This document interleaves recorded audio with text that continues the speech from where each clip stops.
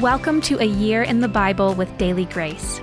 The Bible tells one big story of redemption, and we want to spend 5 minutes every day journeying through the Bible from start to finish and exploring how all of it points to Jesus.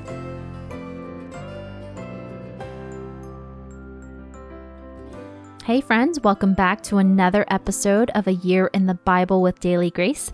This is Stephanie, and today we are going through Jeremiah chapters 22 through 24.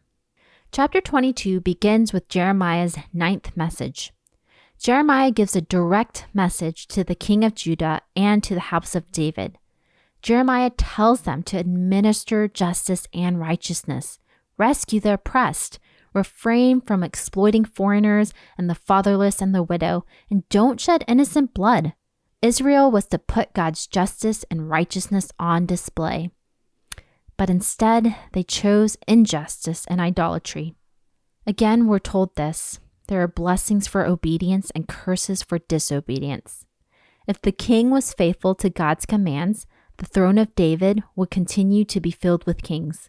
But if not, the house would be a ruin. So because they disobeyed, the line of David would experience exile and hardship. Then the chapter addresses the different kings of Judah. Shallum was King Jehoahaz, and he was the son of Josiah.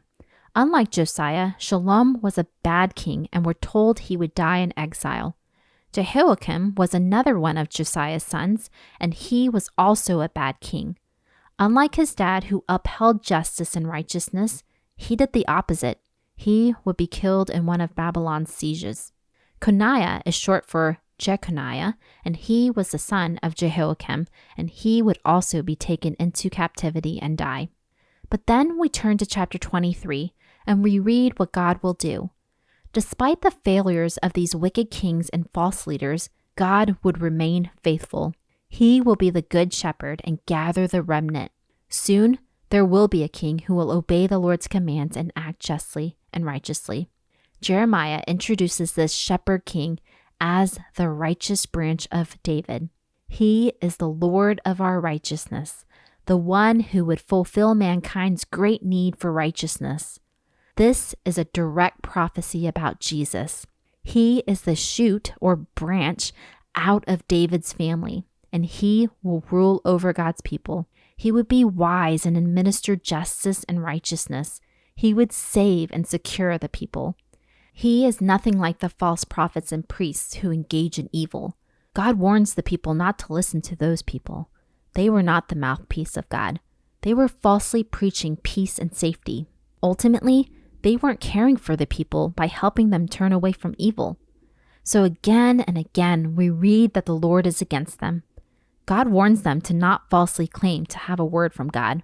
Chapter 24 goes into Jeremiah's 10th message. Jeremiah sees a vision of 2 baskets of figs. One basket has good figs and the other has rotten, inedible figs. God tells Jeremiah that the good figs symbolize the Jews who are taken captive in Babylon. This word picture is to encourage them. The faithful remnant in exile will return. They will be treated well throughout it all, and God will give them new hearts to know and love Him. The new hearts here foreshadow the new covenant to come with Jesus. Everyone who believes in the life, death, and resurrection of Jesus will be given new hearts, and we too will be delivered. We won't be exiles or sojourners in this world forever. Soon, Jesus will return to gather His people and consummate His kingdom. But let's not forget the basket of rotten figs, which represents those in Judah who have rejected God. Those who have remained in Jerusalem will endure hardships, and ultimately they will be destroyed. In the end, the fate is the same for those who reject God and those who don't have new hearts. They will perish. May we never forget this. Obedience to God is the pathway to true life and true joy. There are consequences to sin, but in Christ we are forgiven and empowered to fight sin. As new creations, may we stand for what God stands for: justice, righteousness, caring for the oppressed, the foreigners, the fatherless, and the widows, and advocating for life always. May we keep our eyes fixed on the Lord of our righteousness, the one who is to come, Jesus Christ. All right, friends, that concludes today's episode.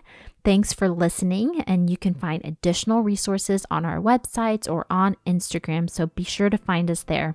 dailygracepodcast.com, at Daily Grace Co Podcast, at The Daily Grace Co. Thanks for tuning in, and we'll talk to you again tomorrow.